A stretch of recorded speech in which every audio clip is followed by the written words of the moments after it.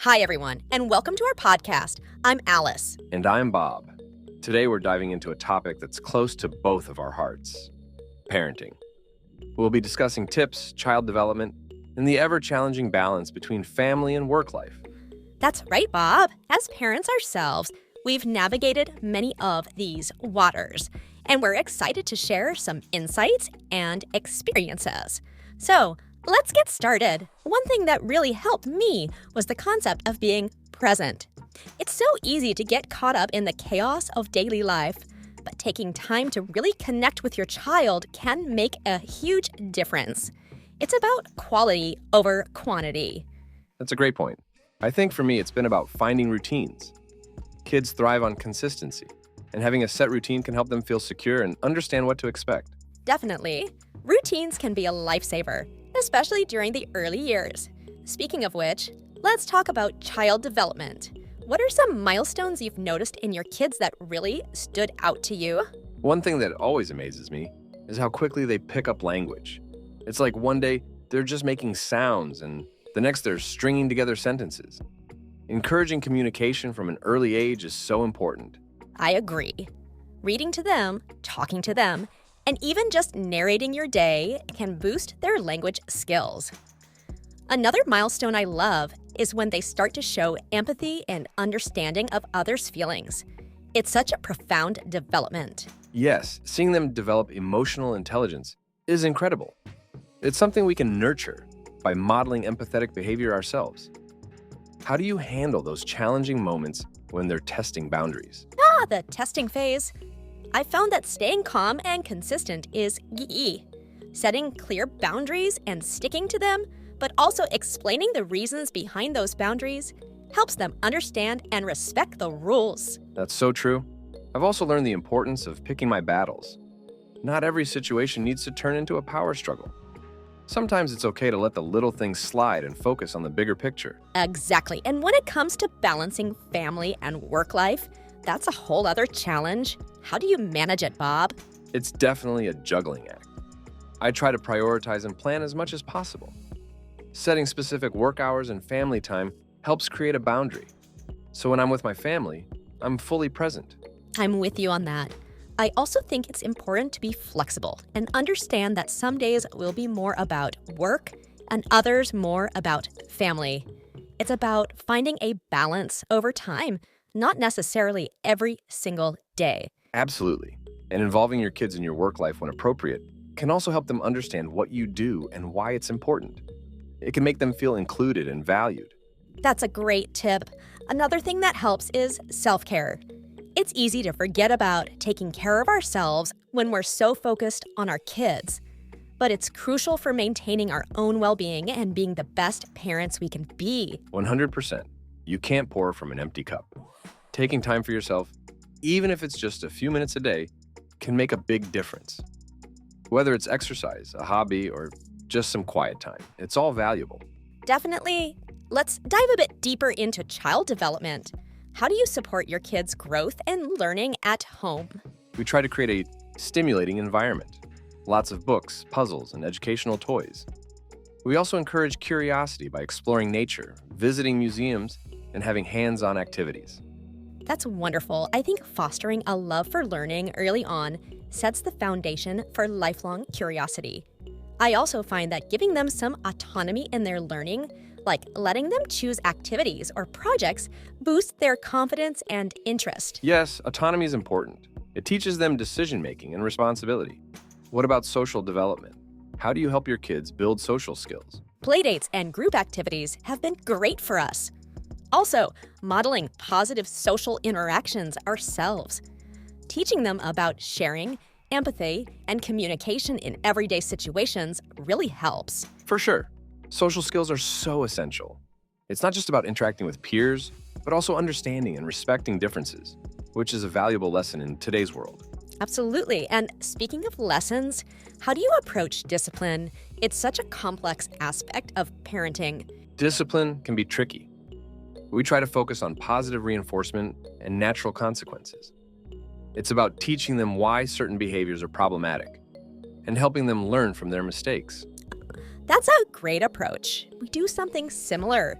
Instead of just saying no, we explain the reasons behind it and offer alternatives.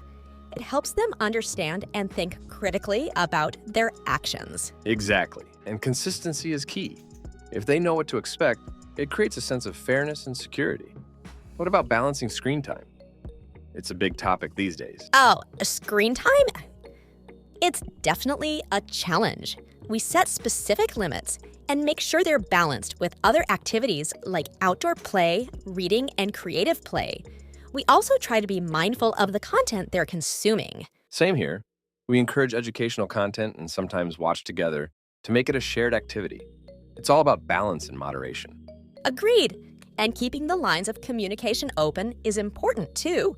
As they get older, discussing their online experiences and guiding them on safe and responsible use is crucial. Absolutely. It's all part of preparing them for the digital world they're growing up in. Let's talk a bit about balancing different parenting styles. And how do you and your partner handle differences in your approaches? Communication is key. We make sure to discuss our views and find common ground. It's important to present a united front to the kids, even if we have to compromise behind the scenes. That's a great strategy. We do something similar. It's about respecting each other's perspectives and finding a middle ground that works for both. How do you handle parenting advice from others? That can be tricky. I try to stay open-minded, but also trust my instincts. Every child and family is different, so what works for one might not work for another. It's about finding what's best for your own situation. Exactly. Take advice with a grain of salt and don't be afraid to forge your own path. Parenting isn't a one-size-fits-all journey. So true. Before we wrap up, what's one final piece of advice you'd like to share with our listeners? I'd say, remember to enjoy the journey. Parenting is filled with ups and downs, but cherishing the small moments and celebrating the little victories can make all the difference. That's beautiful, Bob. I'd add, don't be too hard on yourself. We're all learning as we go, and it's okay to make mistakes. The important thing is to love and support our kids to the best of our abilities. Questions and answers related to parenting, child development, and balancing family and work life, along with detailed explanations, general parenting tips. What is one fundamental principle to remember in parenting? One fundamental principle is to be present and engaged with your child. This means actively listening, spending quality time together, and being involved in their daily activities. Presence fosters a strong emotional bond and helps children feel secure and valued. How can routines benefit children? Routines provide a sense of security and predictability, which is essential for children's emotional stability. They help children understand what to expect, reduce anxiety, and establish healthy habits. Child development. What are some key milestones in early childhood development? Key milestones include language development, babbling to sentences, motor skills, crawling to walking, and social emotional growth, showing empathy and understanding others' feelings. These milestones are critical indicators of a child's growth and development. How can parents encourage language development? Parents can encourage language development by reading to their children, engaging in conversations, and providing a language-rich environment. Narrating daily activities and asking open-ended questions also stimulate language skills. Balancing family and work life. What strategies can parents use to balance work and family life? Strategies include setting specific work hours, creating family routines, prioritizing tasks, and ensuring quality family time. Flexibility and communication with both family members and employers are also crucial. How can parents ensure they are fully present during family time? Parents can ensure presence by setting aside dedicated family time without distractions, such as turning off phones and focusing on activities that involve interaction and connection with their children. Handling sibling dynamics. What are effective ways to handle sibling rivalry? Effective ways include encouraging siblings to resolve conflicts on their own, teaching negotiation and empathy, and ensuring each child gets individual attention. Family meetings can also provide a platform for discussing and resolving issues. How can parents foster positive sibling relationships? Parents can foster positive relationships by encouraging cooperative play, recognizing and celebrating each child's achievements, and creating opportunities for siblings to spend quality time together. Nurturing creativity. How can parents nurture creativity in their children? Providing a variety of materials, art supplies, building blocks, encouraging creative play, and celebrating their creative efforts nurture creativity. Exposing them to different forms of art and culture also broadens their creative horizons. Why is unstructured play important for children? Unstructured play allows children to use their imagination, develop problem-solving skills, and engage in self-directed learning. It's essential for cognitive, social, and emotional development. Health and nutrition. What are some tips for ensuring a balanced diet for children? Tips include involving children in meal planning and preparation, offering a variety of healthy foods, and making healthy eating fun and engaging. Setting regular meal times and limiting sugary snacks are also important. How can parents encourage physical activity? Parents can encourage physical activity by promoting outdoor play, involving children in sports, and making family activities like hiking or biking a regular part of their routine. Leading by example also helps. Emotional and mental health.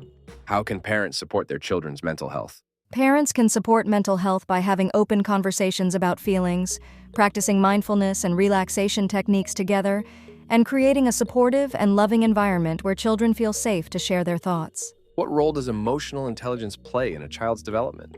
Emotional intelligence helps children understand and manage their emotions, develop empathy, and build strong social relationships.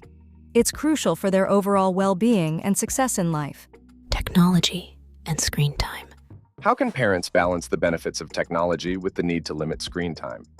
Setting clear limits, encouraging non-screen activities, monitoring content, and making screen time interactive and educational are ways to balance technology use. Open communication about online experiences is also important. Why is it important to limit screen time before bed? Limiting screen time before bed is important because the blue light from screens can interfere with the body's ability to fall asleep. A consistent bedtime routine without screens promotes better sleep quality. Social skills and community involvement. How can parents help their children develop social skills? Encouraging play dates, group activities, and modeling positive social interactions are effective ways.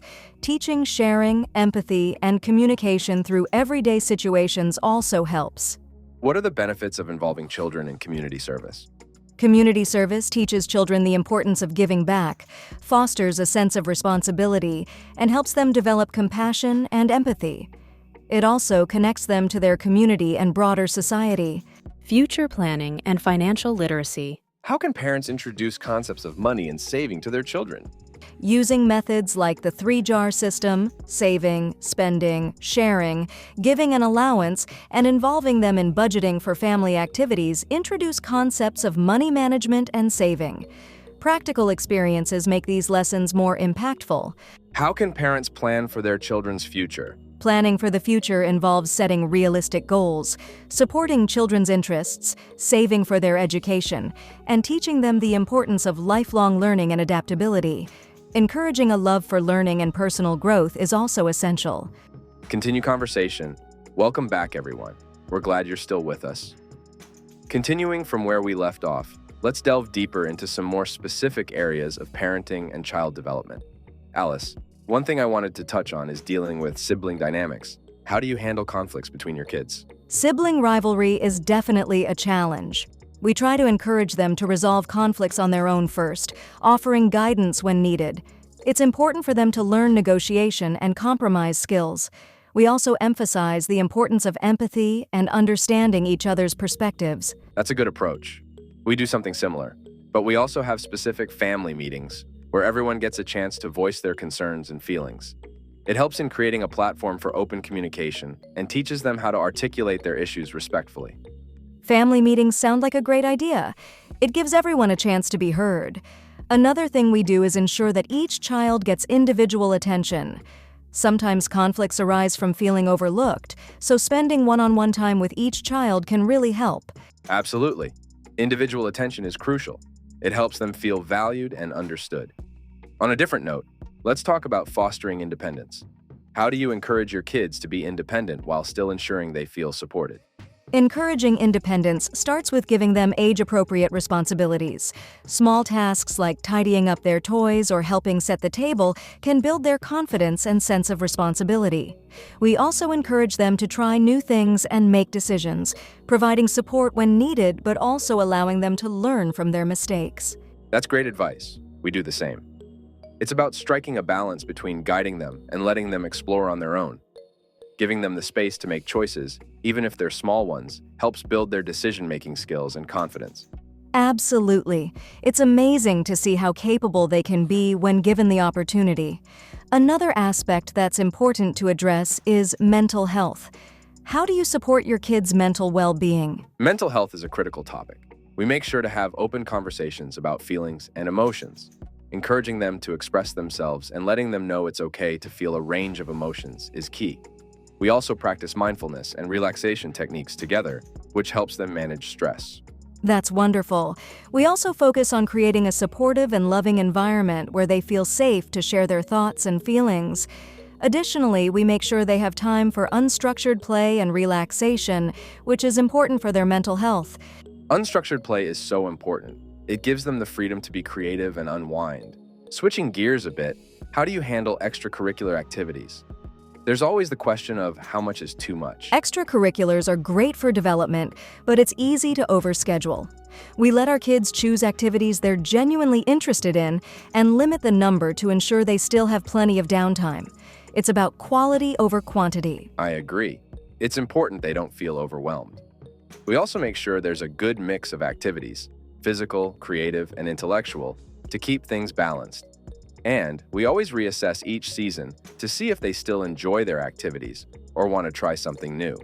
Flexibility is key. Kids' interests can change, and it's good to adapt. Now let's talk about something that's become quite prevalent, dealing with peer pressure and social media.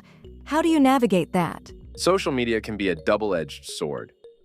We try to educate our kids about the realities of social media, that what they see isn't always real, and that they should be mindful of their own online presence. We also set clear guidelines on usage and keep an open dialogue about their online experiences. That's so important. We also emphasize critical thinking and self-worth, teaching them to value themselves and their own opinions rather than seeking validation from others. Regular discussions about peer pressure and its effects help them understand and resist it. Exactly. It's all about empowering them with the right tools and mindset. Lastly, let's touch on community involvement. How do you encourage your kids to be active and responsible members of their community? We involve our kids in community service and local events. Volunteering together not only helps the community, but also teaches them the importance of giving back and being part of something larger than themselves. It fosters a sense of responsibility and compassion. That's fantastic. We do something similar by participating in neighborhood cleanups and charity drives. It helps them understand the impact they can have and the importance of being an active, caring community member. Absolutely. Teaching them to be compassionate and engaged citizens is one of the greatest gifts we can give. Couldn't agree more. Well, it looks like we've covered a lot of ground today. Parenting is a journey filled with challenges and rewards, and it's always evolving. It sure is. Thanks for joining us today, everyone. We hope you found our discussion insightful and helpful. Let's continue our in-depth discussion on parenting, child development, and balancing family and work life. There's so much more we can explore. Alice, let's talk a bit about nurturing creativity in kids. How do you foster a creative environment at home? Creativity is so important for children's development. We try to provide a variety of materials and opportunities for creative expression. Things like art supplies, building blocks, and musical instruments can really spark their imagination. We also encourage creative play, whether it's dress-up, role-playing, or storytelling. That's fantastic. We also make sure to celebrate their creative efforts, no matter how big or small. Displaying their artwork and giving positive feedback encourages them to keep exploring their creativity. We also try to introduce them to different forms of art and culture, like taking them to museums, theater performances, or concerts. Exposure to different forms of creativity is so enriching. It broadens their horizons and shows them that there are many ways to express themselves. Speaking of exposure, What about introducing kids to different cultures and diversity? How do you approach that? We believe it's essential for kids to understand and appreciate diversity. We expose them to different cultures through books, music, food, and cultural events. Traveling, even if it's just to a different part of the city, can also be a great way to experience new cultures. That's a great approach. We also emphasize the importance of empathy and respect for others. Teaching them about different traditions, languages, and histories helps them appreciate the rich diversity of the world. It's also important to model inclusive behavior ourselves. Absolutely. Children learn so much from observing their parents. Now, let's talk about health and nutrition. How do you ensure your kids have a balanced diet and stay active? We try to make healthy eating fun and engaging. Getting the kids involved in meal planning and preparation can make them more interested in trying new foods. We also make sure to have a variety of fruits, vegetables, and whole grains available. For staying active, we encourage outdoor play, sports, and family activities like hiking or biking. That's a great way to approach it. We also emphasize the importance of regular physical activity. Limiting sedentary activities and promoting active play helps keep them healthy and energetic. We try to lead by example, making physical activity a regular part of our family routine. Leading by example is so important. Kids are more likely to adopt healthy habits when they see their parents practicing them. What about sleep? How do you ensure your kids get enough rest? Sleep is crucial for children's development. We establish consistent bedtime routines, which include winding down activities like reading or listening to calm music. Keeping a regular sleep schedule, even on weekends, helps regulate their internal clocks and ensures they get enough rest. Consistency is key. We also make sure their sleep environment is conducive to rest, a comfortable bed, a dark room, and minimal noise. Reducing screen time before bed is also important, as the blue light can interfere with their ability to fall asleep. Definitely. Let's shift gears to another important topic: resilience. How do you help your kids develop resilience and cope with challenges? Building resilience is about teaching kids how to handle setbacks and stress in a healthy way. We encourage a growth mindset, where they understand that challenges are opportunities to learn and grow. Praising effort rather than just success helps them see the value in perseverance. That's a great approach. We also teach problem-solving skills and encourage them to come up with solutions to their own problems. It's about giving them the tools they need to navigate difficulties and supporting them as they learn from their experiences. Absolutely. Teaching them to ask for help when needed and fostering a supportive environment can make a big difference. What about financial literacy? How do you introduce concepts of money and saving to your kids? Financial literacy is an essential life skill. We start with basic concepts like saving, spending, and sharing. Using a 3-jar system, one for saving, one for spending, and one for sharing, helps them understand how to manage money. We also give them an allowance and encourage them to make decisions about how to use it. That's a great method. We also involve our kids in budgeting for family activities or shopping trips, which gives them a practical understanding of money management. Teaching them the value of money and the importance of saving for future goals is crucial. Absolutely. Practical experiences can make these lessons much more impactful. Let's talk about technology use again. How do you balance the benefits of technology with the need to limit screen time? Technology can be a great educational tool, but balance is key. We set clear limits on screen time and encourage other activities like reading, outdoor play, and family time. We also monitor the content they're exposed to, ensuring it's age-appropriate and educational when possible. That's a balanced approach. We also try to make screen time interactive, using educational apps or watching programs together so we can discuss what they're learning. It's about making technology a positive part of their learning experience while ensuring it doesn't take over. Definitely. And making sure they have plenty of non-screen activities helps them develop a wide range of skills and interests. What about emotional intelligence? How do you nurture that in your kids? Emotional intelligence is about understanding and managing emotions. We practice naming and discussing feelings openly. Encouraging them to express how they feel and validating their emotions helps them develop self-awareness and empathy for others. That's so important. We also use stories and role-playing to explore different emotions and scenarios, which helps them understand and navigate their feelings. Teaching them to recognize and respond to others' emotions is a key part of developing empathy and social skills. Absolutely. Emotional intelligence is such a crucial part of their overall development. Before we wrap up, let's touch on future planning. How do you approach planning for your children's future, both in terms of education and personal development? We start by setting realistic goals and encouraging our kids to pursue their interests and passions. Supporting their academic and extracurricular activities is important, but we also emphasize the importance of personal growth and happiness. Saving for their education and future needs is a practical aspect we plan for as well. That's a comprehensive approach. We also focus on teaching them the importance of lifelong learning and being adaptable. Encouraging curiosity and a love for learning can prepare them for whatever path they choose in the future. Financial planning for their education is something we take seriously too. It's all about preparing them for a well-rounded and fulfilling future. Well, I think we've covered a lot of ground today. Parenting is a continuous learning journey, and sharing our experiences and tips can hopefully help others on this path. Absolutely. Thanks for joining us again, everyone. We hope you found today's discussion insightful and helpful. Yes, thank you for tuning in. Until next time, take care and happy parenting. Take care, everyone.